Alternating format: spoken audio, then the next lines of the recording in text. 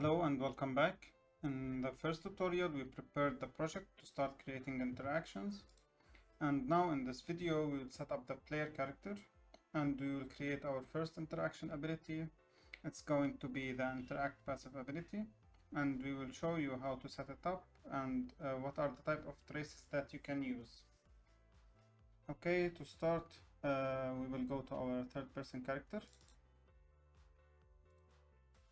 Here, if you're using Unreal Engine 5, you don't need to change the parent class of the player character.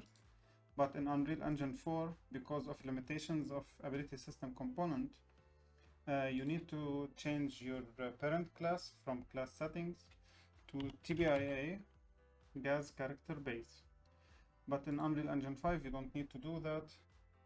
Now we will start adding the components. First, we will add TBIA interaction system component, and then we will add TBIA ability system. And now we go to class settings. Under interfaces, we are going to add TBIA interactable.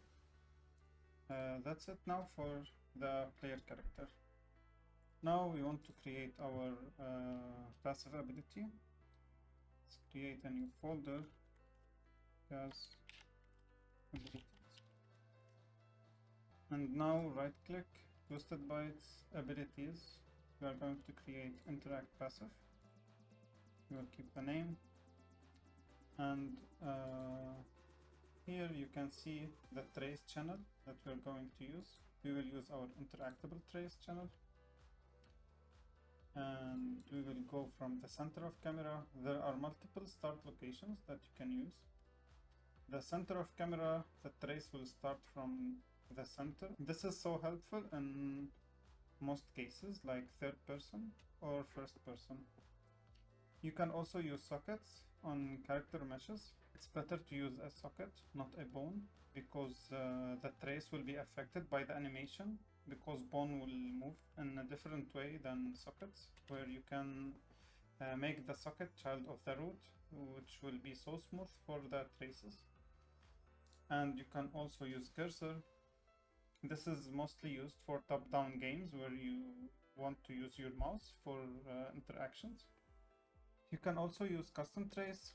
We will go in depth more later on this, but this is so helpful if you have, let's say, top-down and you want to use a custom trace that's not following a cursor but making a sphere trace under the cursor. You can do all the logic here. We will show you how to do it. And you can also do no trace. No trace helps when you're going to use proximity sometimes without passive traces. And here, if you select center, which I think it's the best for most cases, we will set the max range to 600. And here you can see the timer period. This is the time interval of how many traces to do. Every 0.1 second we will do a trace. And here we are activating the ability when it's granted. And you can print the debugs. Also, you can use proximity. This is helpful if you want to do proximity interactions, like if your character is close to a gun on the ground, but your character is not looking directly towards it. You can use proximity, so you can create your own collision shape around the character. You can use capsule, box, or sphere, and these are the settings for proximity. You can play with it. Also, proximity respects priority. You can put higher priorities for your weapons than ammo on the ground or something, and you can set your condition of your priority if it's equal to 1 or less or greater. It depends how you want to make your own logic. This is the timer period for your proximity, the time interval. Don't forget object types is the important one. You should use interactable as your object type. This is the object channel that we are using for all our interactable objects. And you can also here see we have visibility check. This is good to prevent picking up items through walls. So you can check for proximity for the nearest object, but also it should not be behind the wall. So this is good to create these line traces to check for visibility. And this is everything about the settings. You can pass by them, and everything is in the documentation if you want to read more about it. Now we are going to grant this ability to our player character. We go under TBI interaction. Under TwistedBytes interaction config, you can add grant abilities on start. We will add our GA interact passive. It's here, we select it, and we will add it. Now after we add it and we have debug on, let's test it. Hit play, and as you can see, this is the trace that we're making. Since our camera is in the middle, not above the shoulder, let's move it. Okay, one more thing to do now. We are going to move the camera to above the shoulder, above the right shoulder. Let's pull it up by 60 centimeters and move the camera to the right by 60 centimeters. Let's try this. As you can see, now it's better, but the trace is a bit short. Let's fix this in the passive ability. We will make it like 750 centimeters. Let's see. Okay, now this is better. It depends on your game how much you want the trace to be, maybe short, maybe long. It depends on your game. Now let's create an interactable object. We'll create a new folder called interactables.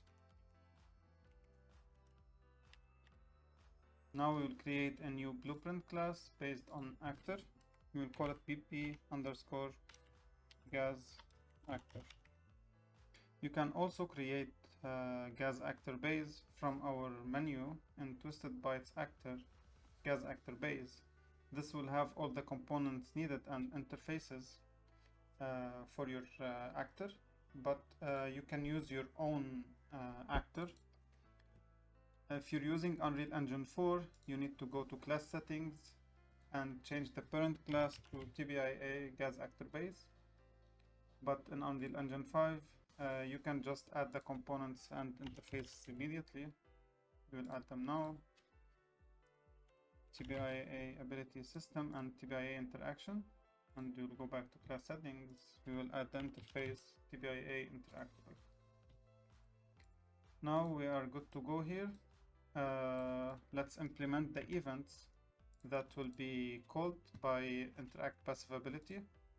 Under interfaces, TwistedBytes interaction, under events, we will implement on interactable target found and on interactable target lost. Also, we will implement as available for interaction, and we will set it to true. And let's print here target found, and we will print here target lost. And we are going to add a cube to have some shape, and we will go to collision. We will make the collision preset custom. We will make it an interactable object type and make sure that interactable is blocked here. And now let's put this in the level and let's test it. Let's play. You can see target found, target lost. This is it. And now this is the simplest version of the passive interactions. Let's go more into it now. We are going to override get interaction contest. Let's create this struct. What we are going to do is to use the interact passive proximity interactions. We will add object interaction priority to 1. We will set it to 1. And interact passive, we checked use proximity, and we will see if we found an interactable priority level 1, it's equal to level 1. This is the condition. And we will trace on an interval time every 0.1 second we will make a trace, and we will check for interactable object type, and we are going to draw debug for duration, and we will keep this check for visibility to true, not to trace the interactable actors through walls. Let's test it now. Click play. As you can see now, here's our capsule. That will be our proximity interaction for the character. Now we will interact with the interactable object through the proximity, not through our trace. We will get next to it, and you can see target found, and this is the visibility trace. This is target lost. And now let's test the proximity visibility trace check. We are going to add a cube. We will put it in front of this interactable actor. And let's see. As you can see, I'm tracing the actor. You can see the line trace. It's hitting the box. Because of visibility, we are not able to interact with it. We can still interact with the trace.